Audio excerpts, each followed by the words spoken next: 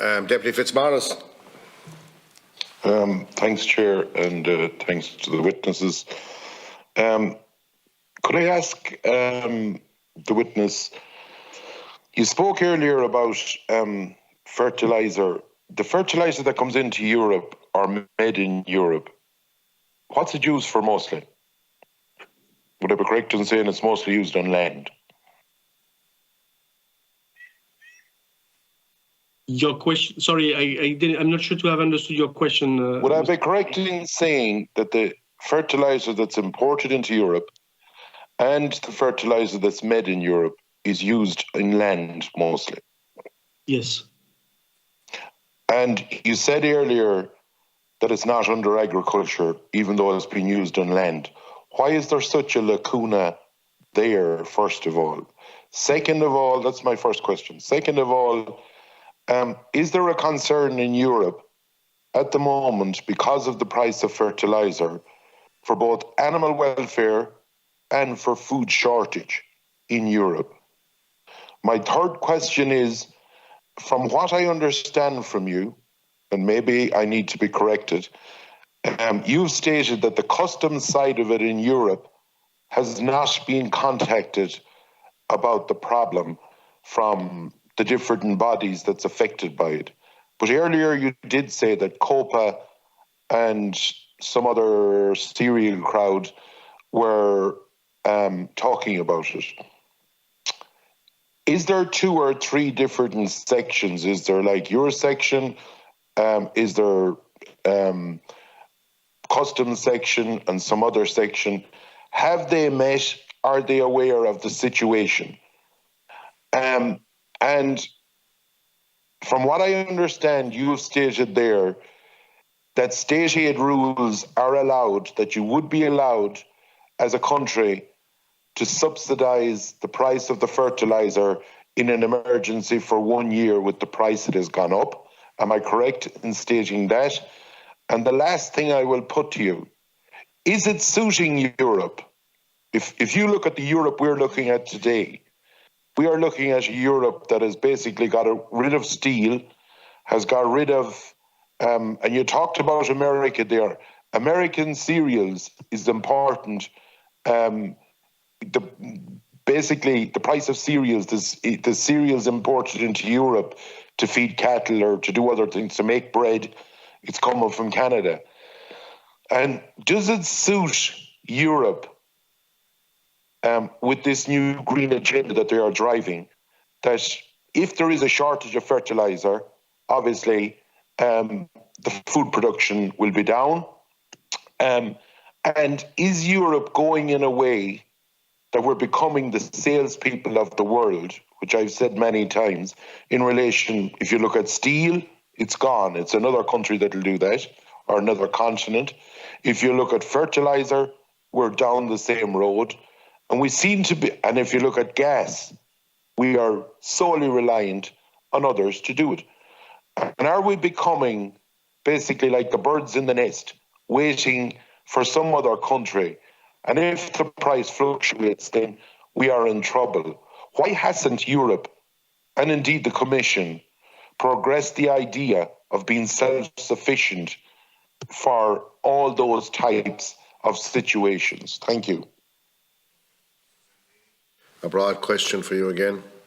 Yeah. Thank you, Mr. Fitzmaurice. We'll go for the first one.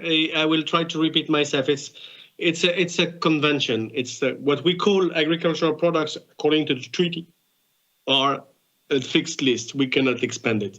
And I agree with you on common sense. On a common sense base, fertilizers are used in agriculture. On a common sense base, I can only agree with you. But in the case of the treaty, it says that we can do things only according to the common agricultural policy that deal with agricultural products listed in an annex of the treaty where the fertilizer are not listed. And I can't do anything about that. But I understand that it's not looking common sense, but it's like this. Concerns in Europe concerning animal welfare, and I suppose you mean, in fact, by animal welfare, you mean sufficient fodder and sufficient feed for the animals. and concern for food shortage. I said it in the opening statement. Given all the estimates we have with the relative prices of fertilizer and of agricultural outputs, we don't expect major concern for food security, which includes feed security. It includes in this assessment that we don't see the concern. And I will take the opportunity to go straight to your last question, because if we don't have this kind of concern, it's because we are in the EU a very big net exporter of agri-food products. So we are producing a lot more than what we are consuming. We are exporting a lot of dairy products, a lot of meat, a lot of cereals. We are more than self-sufficient in most of the commodities, with some exceptions that we are aware of and what we are looking at. But that's also a reason why we are not fearing for EU food security. And this situation is much more delicate if you think about countries or regions of the world that are not net exporting like we are. And in food, we are not at all in the same situation as it for energy. In energy, we are depending on imports, but not for food. For food, we are depending. It's the rest of the world that is depending on us. So that's why, even with a modest decrease of production because of less use of fertilizer temporarily this year, we don't expect any major concern, but we will be attentive to this, of course. So you ask about the state aid rules, whether they would authorize explicitly a subsidy to the use of fertilizer. I didn't say that. I said that there was a framework that is authorizing the member states to take some actions given the current situation. I don't think I have seen any subsidy to fertilization in all the schemes that have been adopted. So I would guess that probably this is too much operational of a kind of scheme to be eligible, but I'm not a specialist of state aid. So at least the people who are imagining a state aid in a member state should reflect about what could be done. But you have a lot of other ways to support farmers in this situation than strictly subsidizing directly mineral fertilizers for a certain time. You have a lot of other ways that are less distortive and less, and perhaps even more efficient than just offsetting the simple increase of price like this. And I will come back to your last point. I told you we are largely self-sufficient, and there are still some areas for which we are not self-sufficient in agri-food in the agri-food chain. And it's namely the plant proteins, mostly used for feed, but not only. And it's the soybean issue, for which we are large importers. And if you look at the overall protein, plant protein for the EU, we only produce 30% of what we consume. So we have a strong dependency on these products. There are some other elements for which we are dependent. We have started to map a little bit our dependencies and vulnerabilities in the agri-food supply chain. We are also dependent for certain additives, especially used in feed, vitamins, amino acids that are introduced in feed complements. And for these, we are depending on a very few number of sources. We are also dependent on tropical products, but that's something which is difficult to compensate otherwise. But for the rest, we are rather self-sufficient. The situation is different. If you look at fertilizer, I told you we are dependent on phosphate rock, that we are not producing in Europe. For the rest, the nitrogen fertilizer are largely produced in the EU on the base of an imported natural gas. And the potash is partly produced in the EU from local areas, partly imported, but from a very wide diversity of areas. So we have a possibility to diversify. So the real dependency is on energy markets, and that's clearly something above the need to look whether the market for energies are working well, and that's part of the toolbox that has been adopted by the Commission, checking that you don't have any competition distortions in these markets, that the pricing is working well, that there is sufficient buffer stocks, because in energy we have a regulation at EU level for buffer stocks. And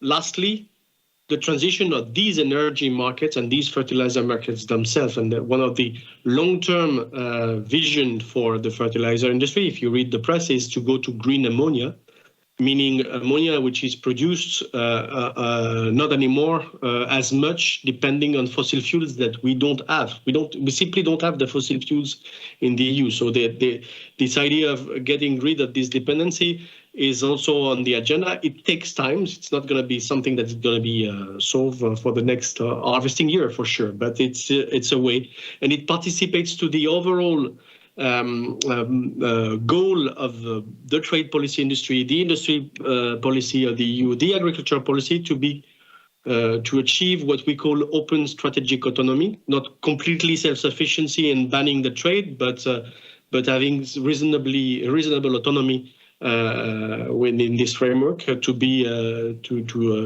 restore our capacities to not depend on this kind of accidents like we have now. There was one question you missed there, with due respect. Sorry. You missed one question, with due respect. The custom side. I asked you. Yeah, the custom side. When I asked you, I referred back to the customs, and you stated about COPA and about some serial organisation.